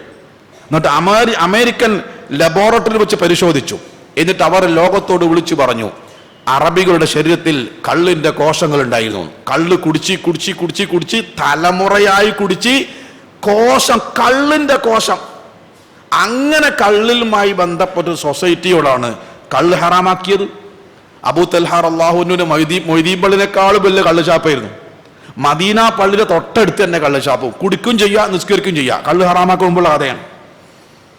കുടിച്ചോണ്ടിരിക്കുമ്പോഴാണല്ലോ ഹറാമാക്കിയെന്ന് എല്ലാവർക്കും അറിയാലോ. കള്ള് ഹറാമാക്കി. അപ്പൊ അവർ പറഞ്ഞു, ഫന്തഹൈന, ഞങ്ങൾ വിരമിച്ചു, കള്ളും ഞങ്ങളും തമ്മിൽ ഒരു ബന്ധമില്ലാന്നു. എത്രമാത്രം 2 ആഴ്ച കഴിഞ്ഞു. കള്ള് ഷാപ്പൊക്കെ അടിച്ചു പൊളിച്ച് ചരിത്രമൊക്കെ അറിയാം. കള്ളിന്റെ പാത്രം അടിച്ചുടച്ച് കള്ളിന്റെ പുഴ ഒഴുകി എന്നൊക്കെ നമ്മൾ കേട്ടാണ്. 2 ആഴ്ച കഴിഞ്ഞപ്പോ മദീനത്തെ പള്ളിയിൽ അസ്റാൻ കൊടുത്തു. ഒരു സ്വഹാബി വന്നത് ഒരു പെൺ ഒട്ടകത്തിന്റെ മൂക്കേറും പിടിച്ചോണ്ട, പുറത്ത് കയറിയില്ല, അതിനെ ഇങ്ങനെ പിടിച്ചുകൊണ്ടുവരിക. എന്നിട്ട് അതിനവിടെ പുറത്ത് കെട്ടി പള്ളിയിൽ കയറി അസർ സ്കേച്ചതിന് ശേഷം നബി സല്ലല്ലാഹു അലൈഹി വസല്ലം ചോദിച്ചു, പ്രവാചകരെയും ഈ ഒട്ടകത്തിന്റെ പാല് കുടിക്കാൻ പറ്റുമോ എന്ന് ചോദിച്ചു. ഒട്ടകത്തിന്റെ പാല് കുടിക്കാൻ, ഒട്ടകത്തിന്റെ പാല് ഹലാലാണല്ലോ. ഈ ഒട്ടകത്തിന്റെ എന്താ ഈ ഒട്ടകത്തിന്റെ പ്രത്യേകത? ഇതിന് പ്രത്യേകത ഉണ്ട്. എന്താണ്? അബൂ തൽഹ റളിയല്ലാഹു അൻഹുവിന്റെ കള്ള് ഷാപ്പിന്റെ ബാക്കിൽ കള്ള് നിറച്ച പാത്രം ഇങ്ങനെ പൊട്ടിച്ച് കള്ളിങ്ങനെ ആടങ്ങനെ തളം കെട്ടി നിന്ന് ഇങ്ങനെ ആവിയായി മരുഭൂമി വെള്ളം കുടിക്കൂല, അങ്ങനെ ആവിയായി തീരണം. അപ്പൊ ഈ മുന്തിരിക്കള്ള് തളം കെട്ടി നിന്ന ഒരു കുഴിയിൽ നിന്ന് ഒരു കൈതച്ചെടി മുളച്ചു വന്നു. കൈതച്ചെടി എന്ന് പറഞ്ഞാൽ ഒരുതരം മുള്ളുള്ള, ഒട്ടകം ഭക്ഷിക്കുന്ന ഒരു തരം കൈതച്ചെടി. ഇത് മരുഭൂമിയിലാണ് ഉണ്ടാവുക. അപ്പൊ കള്ള് വറ്റിപ്പോയ കുഴിയിൽ നിന്ന് മുളച്ചു വന്ന ഒരു കൈതച്ചെടി ഈ ഒട്ടകം ഭക്ഷിച്ചിട്ടുണ്ട്. അതിനെന്താ? കള്ള് വറ്റിപ്പോയ കുഴിയിൽ നിന്ന് ഒരു കൈതച്ചെടി മുളച്ചു വരുമ്പം ആ കൈതച്ചെടിയിൽ കള്ളിന്റെ അംശം ഉണ്ടാവൂലേ? ഉണ്ടാവണല്ലോ സ്വാഭാവികമായിട്ട്. അപ്പോൾ കള്ളിന്റെ അംശമുള്ള കൈതച്ചെടി തിന്ന് ഒട്ടകത്തിന്റെ പാലില് കള്ളിന്റെ അംശം ഉണ്ടാവൂലേ? കുടിക്കാൻ പറ്റുമെന്നാ. ഇത് ആസ്വദിച്ചതാ. നമ്മൾ പലിശയെ ബോണസ് എന്ന് വിളിക്കും. പലിശല്ല, അത് ബോണസാ. അപ്പൊ പിന്നെ അള്ളാഹ്ക്ക് തീരാത്ത ഇംഗ്ലീഷ് കേട്ടെടുക്കുക. ഹെറാമിനെ എങ്ങനെ ഹലാലാക്കാം, ഇവരോ ഹെറാമിനെ എങ്ങനെ ഹെറാമായി തന്നെ അത് ആസ്വദിക്കുക എന്നാണ്. അപ്പൊ കൽപ്പനകളെയും വിരോധനകളെയും ആസ്വദിച്ചുകൊണ്ട് നിർവഹിക്കണം. 3-ാമത്തെ സംഗതി, അള്ളാഹുവിൻ്റെ നിർദ്ദേശങ്ങൾ, അവൻ്റെ കൽപ്പനകൾ, അവൻ്റെ ആയത്തുകൾ നമ്മൾ കേൾക്കേണ്ടത് ചെവി കൊണ്ടല്ല. ഇന്നത്തെ ഏറ്റവും വലിയ പ്രശ്നം എന്താ അറിയോ? ഖുതുബ കേൾക്കുന്നത് ചെവി കൊണ്ടാ. ചെവി കൊണ്ട് കേട്ടാനുള്ള ഗുണം എന്താ അറിയോ? ഇതിലെ കേട്ട് ഇതിലായിട്ട് പോകും. 1. 2, ആസ്വദിക്കുക. ഇന്ന് ഖുതുബ ആസ്വദിക്കല. 50ഓളം ഖുതുബകൾ എല്ലാ ആഴ്ചയും ഇതിന് വരുന്നുണ്ട്, പല പണ്ഡിതന്മാർ. ഞാനത് എനിക്ക് അറിയാവുന്ന എല്ലാവർക്കും അയച്ചു കൊടുക്കും, എല്ലാവരും കേൾക്കട്ടെ. അപ്പൊ ഞാൻ അയച്ചു കൊടുക്കണമൊക്കെ കേട്ട് കഴിഞ്ഞിട്ട് അതിൻ്റെ അടിയിൽ ഒരു കമന്റ്, നിങ്ങളതുണ്ടോന്നാ. ആരത്? എൻ്റെ. അപ്പോൾ ഞാൻ വിചാരിക്കും നമ്മളത് കേക്കേറ്റോ നന്നാതക്കണ്ട, നമ്മളത് വിട്ടുകൊടുത്തു. അത് ഞാൻ ആർക്ക് കൊടുക്കല്ലേ, നല്ല നല്ല പണ്ഡിതന്മാർ നമ്മൾ ശരി ഞാൻ ആവശ്യപ്പെട്ടതല്ലേ, അതുകൂടെ വിട്ടുകൊടുത്തു. അത് വിട്ടുകൊടുത്ത ഒരു അരമണിക്കൂർ കഴിയുമ്പോൾ അതിൻ്റെ പ്രതികരണം വല്ല എങ്ങനെ അറിയോ, ഇങ്ങനെയാണ്. നന്നായ കോലാപ്പക്കാണ്ട് കഴിഞ്ഞു. ഖുതുബ ആസ്വദിക്കുകയാണ്. ആടെ എന്നാളാ, എന്നാ അങ്ങോട്ട് പോവുക. ഇവിടെ ആരാ, ഇവിടെ എന്നാളാ, ഇങ്ങോട്ട് പോവുക. അല്ല, ഇല്ല, ഹൃദയം കൊണ്ട് കേൾക്കണം. ഇന്ന ഫീ ദാലിക ലദിക്റ ലിമൻ കാന ലഹു ഖൽബുൻ ഔ അൽഖ സമഅ വഹുവ ഷഹീദ്. ഹൃദയം കൊണ്ട് കേട്ടാലേ ഒറ്റ ആയത്ത് കേട്ടാൽ മതി. ഞങ്ങൾക്കറിയാം ഉമർ അള്ളാഹുവിന് മുസ്ലിം ആയത് 6 ചില്ലാൻ ആയത്ത് കേട്ടിട്ടാ അല്ല, ത്വഹ സൂറത്തില് ഏതാനും ആയത്ത്. അങ്ങനെ എത്ര സംഭവം. കാരണം എന്താ അറിയോ, അവർ കേട്ടത് ഹൃദയം കൊണ്ടാണ്, നമ്മൾ കേൾക്കുന്നത് ചെവി കൊണ്ടാണ്. ഞാൻ ഈ റമളാന്റെ തൊട്ട് മുമ്പ് ഒരു പ്രദേശത്ത് അഹ്ലൻ റമളാൻ പ്രസംഗിക്കാൻ പോയി. പള്ളിൻ്റെ നേരെ മുകളിൽ ക്ലാസ്. ആണുങ്ങളൊക്കെ നിസ്കരിച്ച് അവിടെ കയറി, പെണ്ണുങ്ങളൊക്കെ അവിടെ നാട്ടിൽ കയറി, മുകളിലെല്ലാവരും ഇരുന്ന് റെഡി ആയപ്പോൾ കമ്മിറ്റിക്കാർ വന്ന് നമ്മൾ പരിപാടി തുടങ്ങുക. അങ്ങനെ ഞാൻ മുകൾക്കാണ്ട് കയറി. അപ്പോൾ നോക്കുമ്പോൾ ഒരു 100-300 ആൾ ആണും പെണ്ണുമായിട്ട് അവിടെ ഉണ്ട്. ഞാൻ അവരോട് ചോദിച്ചു, നിങ്ങളൊക്കെ മഗ്‌രിബ് നിസ്കരിക്കാൻ അവിടെ ഉണ്ടായിരുന്നോ? പിന്നെ ഞങ്ങൾ ഉണ്ടായിരുന്നല്ലോ, ഞങ്ങൾ കണ്ടിരുന്നല്ലോ. അപ്പോൾ എല്ലാവരും കണ്ടിക്കണം. ശരി. അപ്പോൾ ചോദിച്ചത്, ഇന്നത്തെ മഗ്‌രിബ് 5 മിനിറ്റ് ആയില്ല, നിസ്കരിച്ച് മുകളിൽ കയറിയിട്ട് 5 മിനിറ്റ് ആയില്ല. ഓരോട് ഞാൻ ചോദിച്ചു, നിങ്ങൾ ഇന്നത്തെ മഗ്‌രിബ് നിസ്കാരത്തിൽ ഇമാമ് 2ാമത്തെ റക്അത്തിൽ ഏത് സൂറത്താ ഓതിയെന്ന് വെച്ചു. പിന്നെ മുണ്ടാട്ടല്ല. ചില മനുഷ്യന്മാർ ഐൻസ്റ്റീൻ ആലോചിച്ച മാതിരിയാണ് ആലോചിക്കുന്നത്. ചിലവർ ആലോചിച്ചാൽ എന്താ അറിയോ, 2ാമത്തെ റക്അത്ത് തന്നെ ഉണ്ടായിനിയോന്നാ. ഒരു സൂറത്ത് മാത്രമല്ല സംശയം. 2ാമത്തെ റക്അത്ത് എന്തിനോ കേട്ടത് കൊണ്ടാ, ചെവി കൊണ്ടാണ്. 5 മിനിറ്റ് മുമ്പ് കേട്ട നിസ്കരിച്ച ഓതിയ ആയത്ത് ഓർമ്മല്ല. കഴിഞ്ഞ വെള്ളിയാഴ്ച നിങ്ങൾ ഏത് പള്ളിയിൽ പങ്കെടുത്താലും ശരി, അവിടെ പറഞ്ഞ ഖുത്ബ ഒരു കടലാസിൽ എഴുതാൻ എത്ര പേർക്ക് സാധിക്കും? സാധിക്കൂല. കാരണം കേട്ടത് ചെവി കൊണ്ടാ. എന്നാൽ ഗവൺമെന്റ് പറഞ്ഞു മാസ്ക് ഇടണമെന്ന്, കേട്ടത് ഹൃദയം കൊണ്ടാ. അത് കഴിച്ചില്ല, നമ്മൾ ഹൃദയം കൊണ്ടാ കേട്ടത്. 4000 ആളെ വിളിച്ച് നടക്കുന്ന കല്യാണം 10 ആളെ കൊണ്ട് നടത്തണം എന്ന് പറഞ്ഞു, കേട്ടത് ഹൃദയം കൊണ്ടാ. അതങ്ങനെ തന്നെ അനുസരിച്ചില്ലേ. പള്ളിയിൽ സഫ് അടുത്ത് നിൽക്കണമെന്ന് റസൂൽ പറഞ്ഞു, നമ്മൾ ECG എടുത്ത മാതിരിയാ നിൽക്കുക. എന്നാ കൊറോണ വന്നപ്പോൾ എന്ത് പറഞ്ഞു, ഇത്ര അകലം പാലിക്കണം, കൃത്യമായി പാലിച്ചില്ലേ, കേട്ടത് ഹൃദയം കൊണ്ടാ. പടച്ചവന്റെ വാക്ക് കേൾക്കുന്നത് ചെവി കൊണ്ട്, ഗവൺമെന്റിന്റെ വാക്ക് കേൾക്കുന്നത് ഹൃദയം കൊണ്ട്. മാറണം. അള്ളാന്റെ കാര്യം ഹൃദയം കൊണ്ട് കേൾക്കണം. എനിക്കതിന് ശരിക്കുള്ള വ്യത്യാസം മനസ്സിലായത്, തൊട്ടടുത്തൊരു പ്രദേശമുണ്ട്, പ്രദേശത്തിന്റെ പേര് ഞാൻ പറയില്ല, ചിലപ്പോൾ അവിടെ ആളുകൾ ഇവിടെ ഉണ്ടാവും. അവിടെ ലേണിംഗ് ക്ലാസ് ഉണ്ട് എനിക്ക്. അതിൽ 76 വയസ്സായ ഒരു പെണ്ണുണ്ട്. കണ്ണ് കാണൂല, ചെവി നല്ലോണം കേൾക്കും. മകൻ പണിക്ക് പോകുമ്പോൾ എൻ്റെ ഖുർആൻ ക്ലാസ്സിന് അവിടെ ഇരുത്തിയിട്ടാണോ പോവുക. അപ്പോൾ അത് ആ ഉമ്മയാണ് ക്ലാസ്സിൽ ആദ്യം എത്തുക. വീട്ടിലേക്ക് കൊണ്ടുപോയി ആക്കേണ്ട ബാധ്യത എനിക്കാണ്. കാരണം മകൻ പണിക്കുമല്ല. അപ്പോൾ അത് കഴിഞ്ഞിട്ട് ഞാനാണ് അത് പുരയെ കൊണ്ടുപോയി. തൊട്ടടുത്ത് തന്നെ 2 അടി നടക്കാനേ ഉള്ളൂ. എല്ലാ ദിവസവും ക്ലാസ് കഴിഞ്ഞ് ചെരുപ്പ് ഇടുമ്പോൾ ഈ ഉമ്മ പറയും, പൊന്നാര മനേജി പറയണതൊക്കെ എനിക്ക് ഓർമ്മ ഉണ്ടായിനി, ചെരുപ്പ് ഇട്ടവഴത്തിന് മറന്ന്. അത് 10-76 വയസ്സായില്ലേ, മനുഷ്യൻ്റെ കാര്യം അത്രയല്ലേ ഉള്ളൂ എന്നൊക്കെ പറഞ്ഞ്, നിങ്ങൾ ഏതായാലും ഇവിടെ വന്ന് ഇരിക്കുന്നുണ്ടല്ലോ, അതിൻ്റെ കൂലി ഇങ്ങ് കിട്ടുമെന്നൊക്കെ പറഞ്ഞ് മെല്ലെ സമാധാനമാക്കി ഞാനവിടെ കൊണ്ടുപോയി ആക്കലാം.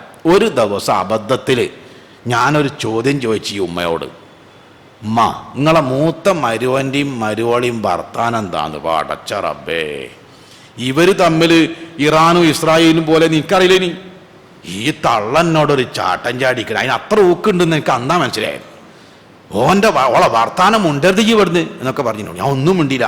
അവസാനം ഉമ്മ പറഞ്ഞെന്താ അറിയോ, ഓള് പറഞ്ഞോ ഒന്നും ഞാൻ മറക്കൂല, കേട്ടത് ഹൃദയം കൊണ്ടാ.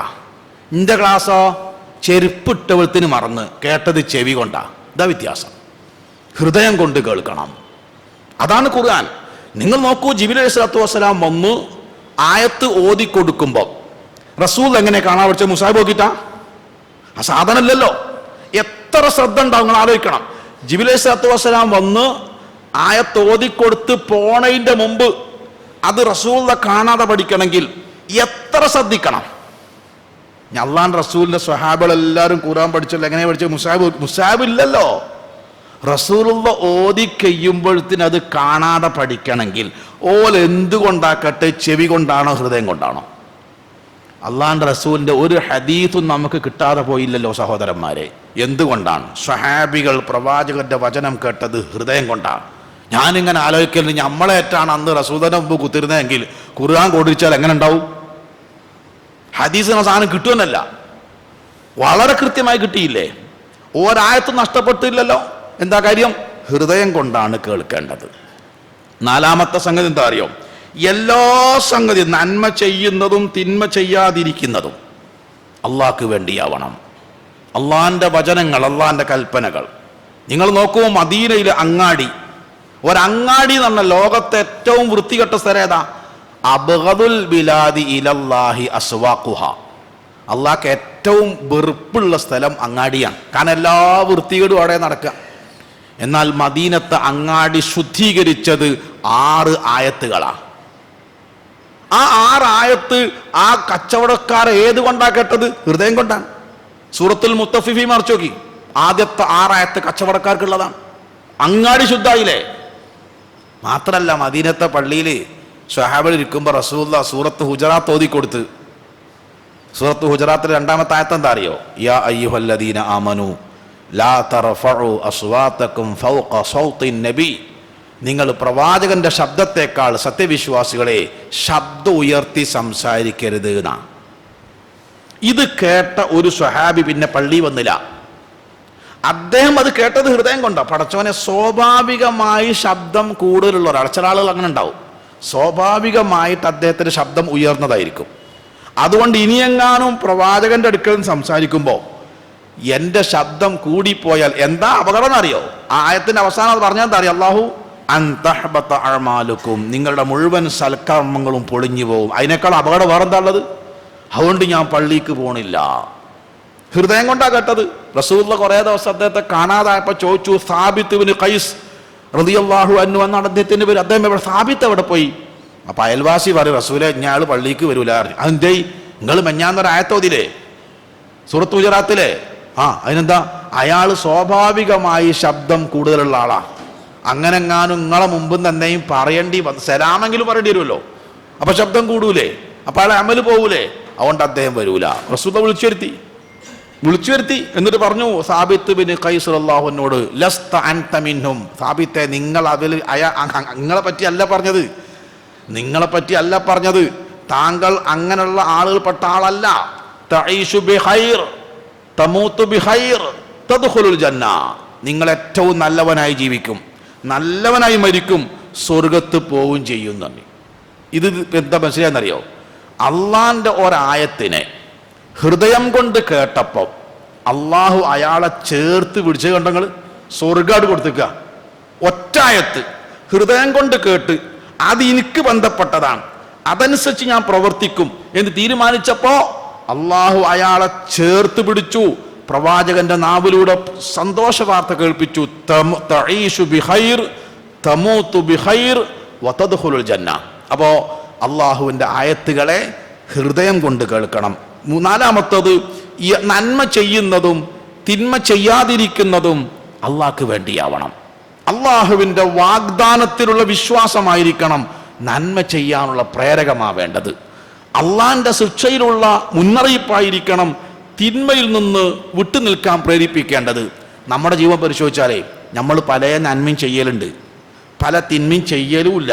പക്ഷേ അതെല്ലാം പടച്ചോന് വേണ്ടിയാവൂല, ജനങ്ങളെ പേടിച്ചിട്ടായിരിക്കും. പലതൊന്ന് ആത്മാർത്ഥമായി ചിന്തിച്ചു നോക്കേണ്ടി. പല തിന്മയും ചെയ്യുന്നത് ജനങ്ങൾക്ക് വേണ്ടിയല്ലേ? കല്യാണത്തിന്റെ തലേ ദിവസം കാണിക്കുന്ന എല്ലാ തോന്നിയാസവും ആർക്ക് വേണ്ടിയാ? അത് അപ്പുറത്തുണ്ടായി, അത് ഇവിടെയും വേണം. കുട്ടികളങ്ങനെ വാശി പിടിച്ച് നമ്മളിപ്പോൾ എന്താ കാട്ടുക? അപ്പൊ കുട്ടിക്ക് വേണ്ടിയായി, നാട്ടുകാർക്ക് വേണ്ടിയായി അല്ലേ? എൻ്റെ കുട്ടിക്ക് സഹോദരന്മാരെ, അള്ളാഹു ഒരു ഇണയെ തന്നാൽ ഞാൻ പടക്കം പൊട്ടിക്കുകയാണോ വേണ്ടത്? ആണോ? ഞാൻ ഗാനമേള നടത്തുകയാണോ വേണ്ടത്? ആണോ? ആണും പെണ്ണും കൂടിക്കിടന്ന് തോന്നിയാസം കാണിക്കുകയാണോ വേണ്ടത്? ആണോ? അല്ല. ഇതൊക്കെ നമ്മൾ ചെയ്യണില്ലേ? ഉണ്ട്. ആർക്ക് വേണ്ടി? കുട്ടികൾ ഇങ്ങനെ പറഞ്ഞപ്പോ എന്താ? ഞാനൊരു മുജാഹിദ് പ്രവർത്തകന്റെ വീട്ടിലെ കല്യാണത്തിൽ പങ്കെടുക്കാം. തലേന്ന് എൻ്റെ വീടിൻ്റെ അടുത്താ, ഭയങ്കര ആട്ടും പാട്ടും. ഞാൻ ചോദിച്ചു എന്താടോ? അപ്പൊ അദ്ദേഹം പറഞ്ഞത്, ഓളെ കൂടെ പഠിച്ച കുട്ടികളൊക്കെ കൂടി വന്നിട്ട് ചാടി കളിച്ചപ്പോ ഞാൻ എന്താ കാട്ടുക എന്നാണോ? ആർക്ക് വേണ്ടിയാ? കോഴിക്കോട് ടൗണിൽ എത്ര സിനിമകളുണ്ട് എനിക്കറിയാം, പോണ്ടേ വയ്യൂ എനിക്കറിയാം. ടിക്കറ്റ് എടുക്കാനൊക്കെ പൈസയുണ്ട്, പക്ഷെ ഒരു സിനിമകളിലും ഞാൻ കയറൂല. നിങ്ങൾ വിചാരിച്ച പടച്ചവനെ പഠിച്ചതാണ്? അല്ല. എനിക്ക് 5-8 ലേണിംഗ് ക്ലാസ് ഉണ്ട് ഇവിടെ. അതിലുള്ള ഏതെങ്കിലും ഒരുത്തൻ അതിൻ്റെ ഉള്ളിലുണ്ടെങ്കിലോ എന്താ പിന്നെ എൻ്റെ സ്ഥിതി? പിന്നെ മൊയ്തീൻ പള്ളി എനിക്ക് പ്രസംഗിക്കാൻ കിട്ടും, എൻ്റെ കുത്ത് പറഞ്ഞെടുത്ത് കിട്ടും. അത് മേടിച്ചിട്ടല്ലേ? എന്താ കാരണം? അതേ സിനിമ എൻ്റെ ഫോണിൽ ഞാൻ കണ്ണൂരത്തിനതെ കാണും. ട്രെയിനിൽ യാത്ര ചെയ്യുന്ന ആളാണ് ഞാൻ 30 കൊല്ലമായിട്ട്. എന്താ കാരണം? അത് ജനങ്ങളാരും കാണൂലല്ലോ. അപ്പൊ ആർക്ക് വേണ്ടിയാ കാണാതെന്നത്? ആർക്ക് വേണ്ടിയാ നന്മ ചെയ്യുന്നത്? അള്ളാഹ്ക്ക് വേണ്ടിയാവണം. മുആദ് റളിയല്ലാഹു അൻഹു, ഞാൻ പറഞ്ഞല്ലോ, അള്ളാഹുവിന്റെ വാഗ്ദാനത്തിൽ വിശ്വസിച്ച ഇന്ന കൂലി കിട്ടും, സ്വർഗം കിട്ടും. മഹാനായ ഹുബൈബ് റളിയല്ലാഹു അൻഹു തൻഈം എന്ന കുന്നിന്റെ മുകളിൽ വെച്ച് ക്രൂരമായി കുരിശിലേറ്റപ്പെട്ടപ്പോ തന്റെ ശരീരത്തിൽ ആഞ്ഞടിച്ച ആണികളിലൂടെ രക്തം ധാരധാരയായി ഒഴുകി ശരീരം തളർന്ന് മരണത്തിന്റെ കാലൊച്ചക്ക് ശരീരം കാതോർത്തപ്പോ മഹാനായ ഹുബൈബ് റളിയല്ലാഹു അൻഹു തന്നെ യുദ്ധക്കളത്തിൽ വെച്ച് പിടിച്ചവരോട്, തന്നെ ലേലം ചെയ്ത് വിറ്റവരോട്, തന്നെ പണം കൊടുത്ത് വാങ്ങിയവരോട്, തന്നെ പരസ്യമായി കുരിശിൽ തറച്ചവരോട്, അത് കാണാൻ തടിച്ചുകൂടിയ 100 കണക്കിന് ആ പ്രദേശവാസികളായ ശത്രുക്കളോട് 6 വരി പാട്ടുപാടി കൊടുത്തു. പാട്ട് പാടിയപ്പോഴാ ഏറ്റവും സന്തോഷം ഉണ്ടാവുമ്പോഴാ അല്ലേ? വലസ്തു ഉബാലി ഹീന ഉഖ്തലു മുസ്ലിമൻ അലാ അയ്യി ജംബിൻ കാന ലില്ലാഹി മസ്റഈ. വലസ്തു ഉബാലി, എനിക്കൊരാളോടും ഒരു പരാതിയില്ലട്ടോ. നിങ്ങളിയായിരിക്കും നിങ്ങളോടൊക്കെ ഭയങ്കര ദേഷ്യത്തിൽ നിൽക്കുകയാണ് ഞാൻ. അല്ല, നിങ്ങൾ ഇന്ന യുദ്ധക്കളത്തിൽ വെച്ച് പിടിച്ചു, ലേലം ചെയ്ത് വിറ്റു, പൈസ കൊടുത്ത് വാങ്ങി, കുരിശിൽ തറച്ചു. പക്ഷേ എനിക്ക് നിങ്ങളോട് ഒരു പരാതിയുമില്ല. എന്താ കാരണം? ഞാനൊരു മുസ്ലിം ആയിക്കൊണ്ടാണ് മരിച്ചു പോകുന്നതെങ്കിൽ സ്വർഗം ഉറപ്പല്ലേ? സഹോദരന്മാരെ, ഒരു മരണവേദന, ഒരു സമുദ്രത്തിലെ മുഴുവൻ വെള്ളം കുടിപ്പിക്കപ്പെട്ടാലും മാറാത്ത ദാഹം അനുഭവിക്കുന്ന മരണത്തിന്റെ വക്കിൽ നിന്ന് ആ മരണത്തെ പുഞ്ചിരിയോടുകൂടി സ്വീകരിക്കുവാൻ ഹുബൈബ് റളിയല്ലാഹു അൻഹുവിന്റെ മനസ്സിന് പവർ നൽകിയത് സ്വർഗമാണ്. ഈ സ്വർഗം നമ്മുടെ മനസ്സിലുണ്ടാവണം. ഈ സ്വർഗം നമ്മുടെ മനസ്സിലുണ്ടാവണം. അതാണായിരിക്കണം നന്മ ചെയ്യാനുള്ള പ്രേരണ. അപ്പോഴാണ് ആസ്വാദനം ഉണ്ടാവുക. അല്ല ഞാൻ നിർവഹണേ ഉണ്ടാവുള്ളൂ. 2 കൈയും 2 കാലും ഛേദിക്കപ്പെട്ടു. എങ്ങനെ? അനസ്തേഷ്യ കൊടുത്തതല്ല, യുദ്ധക്കളത്തിൽ പച്ചയായി വെട്ടിമുറിക്കുക. എൻ്റെ 2 കാലും ആണ്ട് മുറിച്ചാൽ ആ മനുഷ്യന്റെ അവസ്ഥ. 2 കൈയും ഛേദിക്കപ്പെട്ടു. ഇനി എന്താ ബാക്കിയുള്ളത്? മൂക്കിങ്ങനെ തടുക്കാൻ കഴിയില്ലല്ലോ. ചെവി ഇങ്ങനെ മുറിക്കുക. ഒന്ന് ആലോചിച്ച് നോക്ക്. 2 കൈയും 2 കാലും ചെവിയും മൂക്കും മുറിച്ച ഒരു മനുഷ്യന്റെ ശാരീരിക അവസ്ഥ എന്താണ്? അദ്ദേഹം അനുഭവിക്കുന്ന വേദന എന്താണ്? ഇനി വേറിടാനുള്ളത് കഴുത്ത് മാത്രമാണ്. ആ കഴുത്ത് വേറെടുക്കാൻ വേണ്ടി വാളോങ്ങി നിൽക്കുന്ന ശത്രുവിനോട് ഒന്ന് കാർക്കിച്ച് തുപ്പാൻ പോലും കഴിയാത്ത ഈ സ്വഹാബി പറഞ്ഞ വാക്കെന്താ അറിയോ?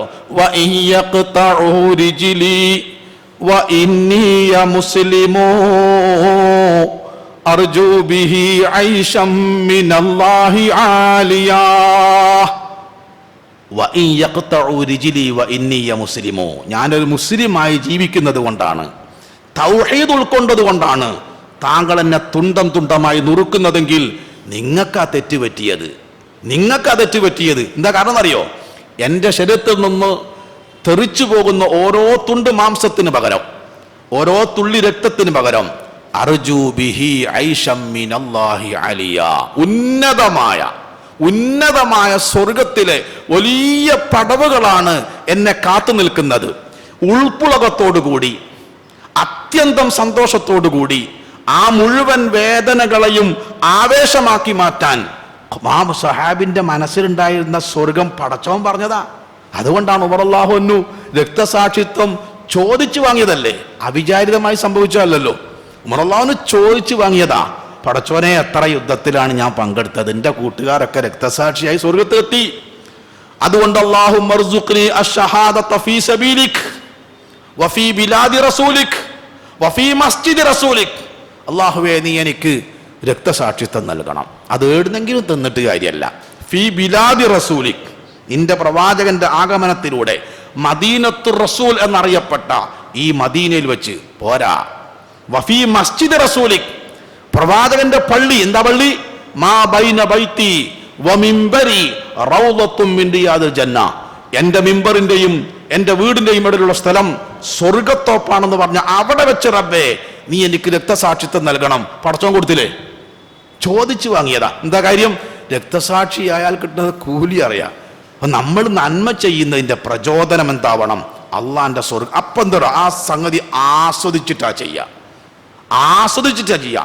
നിന്റെ ഭർത്താവ് യുദ്ധത്തിൽ കൊല്ലപ്പെട്ടു, ഒരു പ്രതികരണമില്ല. ഒരു ഭാര്യനോട് യുദ്ധത്തിൽ പങ്കെടുത്ത ആളുകൾ പറയാൻ ഭർത്താവ് രക്തസാക്ഷിയായി, നിങ്ങൾ മിണ്ടാണ്ടിരിക്കുകയും. പിന്നെന്താ, റസൂലുള്ളാഹിക്ക് വല്ലതും പറ്റിയോന്നാ? ബാപ്പ മരിച്ചിട്ടോ, നിങ്ങൾ പോയി, റസൂലുള്ളാഹിക്ക് വല്ലതും പറ്റിയോ? നിങ്ങൾ 2 മക്കള് രക്തസാക്ഷി, അത് വിടി, റസൂലുള്ളാഹിക്ക് വല്ലതും പറ്റിയോ? അപ്പൊ സഹാബികൾ റസൂലുള്ളാഹിക്കൊന്നും പറ്റിയില്ല. നിങ്ങൾ പറഞ്ഞാൽ ഞാൻ വിശ്വസിക്കൂല, എനിക്ക് കാണിച്ചു തരണം.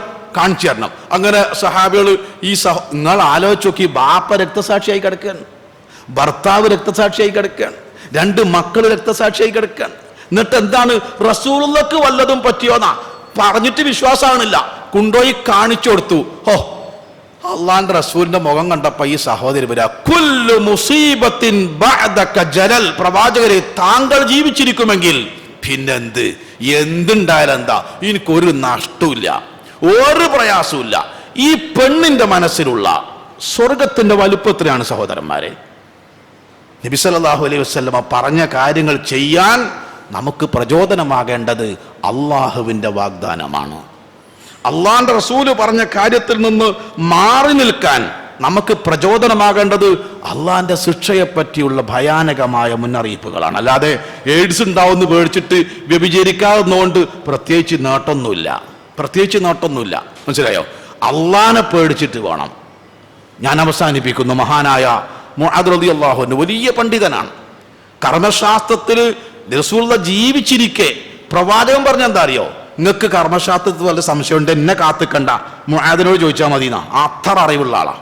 ക്ലാസ് വളരെ ഹൃദ്യമാണ്. അദ്ദേഹം സിറിയൻ തലസ്ഥാനമായ ഡമാസ്കസിൽ ഒരു ക്ലാസ്സിന് വന്നു. 1000കണക്കിന് ആളുകളാണ് വന്നത് ക്ലാസ് കേൾക്കാൻ. മണിക്കൂറുകളോളം ചോദ്യോത്തരമുണ്ടായി. എല്ലാവരും വയറും നിറഞ്ഞു. എല്ലാവരും പോയപ്പോൾ ഒരാളുടെ അവിടെ ഇരിക്കണ്. എന്താണ് അയാൾ പോത്തത്? ഞാൻ താങ്കൾ ഒരുപാട് കാലമായി സ്നേഹിക്കുന്ന ആളാണ്, കാണാൻ ഇതുവരെ പറ്റിയില്ല, അതൊന്ന് പറയാൻ വേണ്ടി എല്ലാവരും പോട്ടെ വിചാരിച്ച് കാത്തുന്നതാ, ഞാൻ താങ്കളെ സ്നേഹിക്കുന്നു എന്ന് പറഞ്ഞു. മുഅദ് റളിയല്ലാഹു അൻഹു എടുത്ത വായ്ക്ക് ചോദിച്ചു, അള്ളാഹ്ക്ക് വേണ്ടിയാണോ ഈ സ്നേഹം? അലില്ലാഹി, അള്ളാഹുവിന് വേണ്ടിയാണോ? അല്ലാതെ നമ്മൾ തമ്മിൽ എന്താ ഉള്ളത്? കണ്ടിട്ട് പോലുമില്ല, കുടുംബ ബന്ധമില്ല, ഒരു ബന്ധമില്ല. പടച്ചോന്റെ ദീന് നന്നായി പഠിച്ച് ജനങ്ങൾക്ക് പറഞ്ഞു കൊടുക്കുന്ന ഒരാളാണ് നിങ്ങൾ എന്നതുകൊണ്ട് മാത്രമാണ് സ്നേഹം. പ്രവാചകന്റെ വീട്ടിൽ അനുവാദം കൂടാതെ കയറാൻ അനുവാദമുള്ള ഏക വ്യക്തിയാണ് അബ്ദുല്ലാഹി മസ്ഊദ് റളിയല്ലാഹു അൻഹു.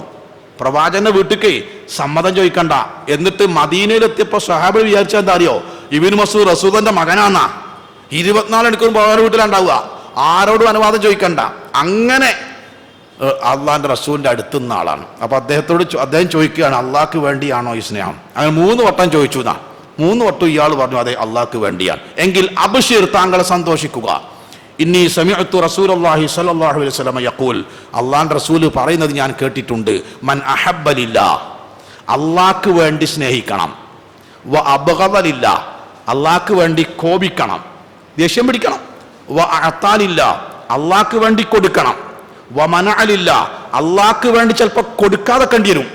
വ അൻകഹ ലില്ലാഹ്, അള്ളാഹ്ക്ക് വേണ്ടി വിവാഹം കഴിക്കണം.